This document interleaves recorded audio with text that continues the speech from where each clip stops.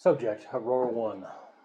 The mess hall was crowded, rank with sweat and despair. Rose was wilting, starved of light, numbed of bad food, ground down by the pit the guards insisted on calling a prison.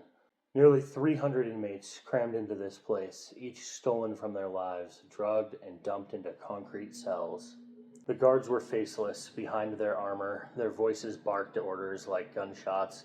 Disobedience meant electric batons, beatings, unconscious bodies left in piles on the floor. Abuse wasn't a risk here, it was a policy. Rose's days blurred together. She woke whenever the lights demanded it, clutching a rough wool blanket, barely large enough to stretch from her chest to her toes. Her bed was a concrete slab with a thin strip of glued down foam that pretended at comfort.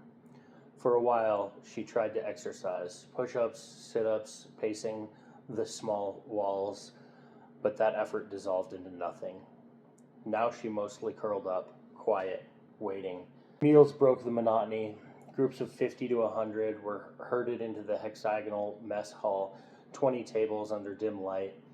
No one dared speak for long. When someone did, armored boots thundered in, and silence returned after the screams died down. The faces changed with each meal cycle, as though time itself had been scrambled. Rose learned to mark them in her mind with letters and numbers instead of names. Sometimes she saw the same one 3 meals in a row, sometimes not for weeks.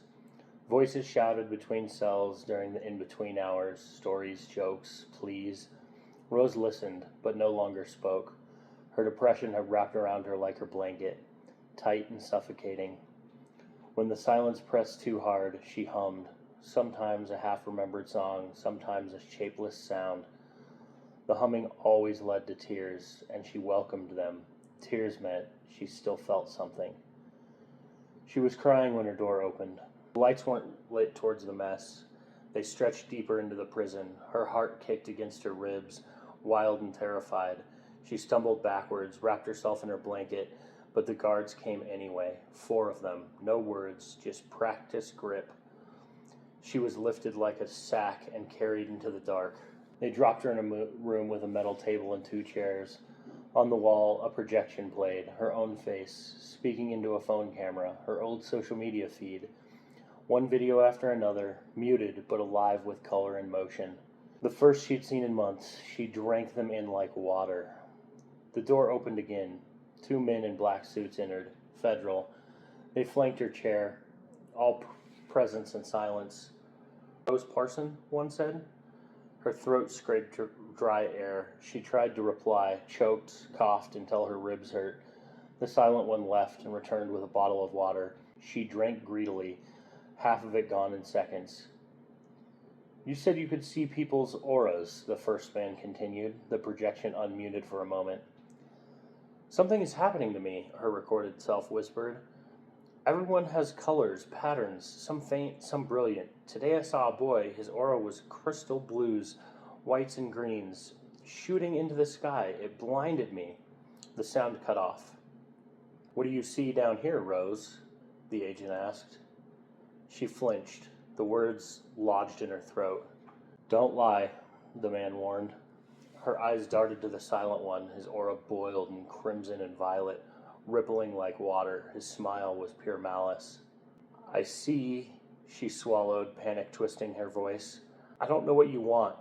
Tell me what you see, his grin widened. Human atrocity, she spat out. What else? Her throat tightened. The truth she wanted to speak, 2 lunatics who torture people for a paycheck, jammed in her chest, impossible to force out beyond her lips. Another lie, he said. Try again.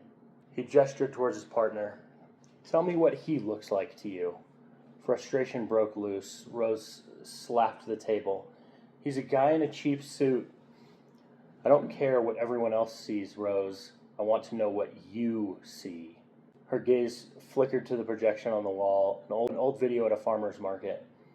Her voice described people's auras. As she filmed them, she froze. A familiar face appeared, a bearded man, broad shoulders, carrying himself like a medic or a firefighter. In the video, his aura had been a living garden, green vines growing endlessly from his body, She remembered seeing him in the mess hall too, though she hadn't placed him until now. He was here, another prisoner. Rose's eyes returned to the silent agent. He's glowing red. It ripples like water. And me? The first agent asked.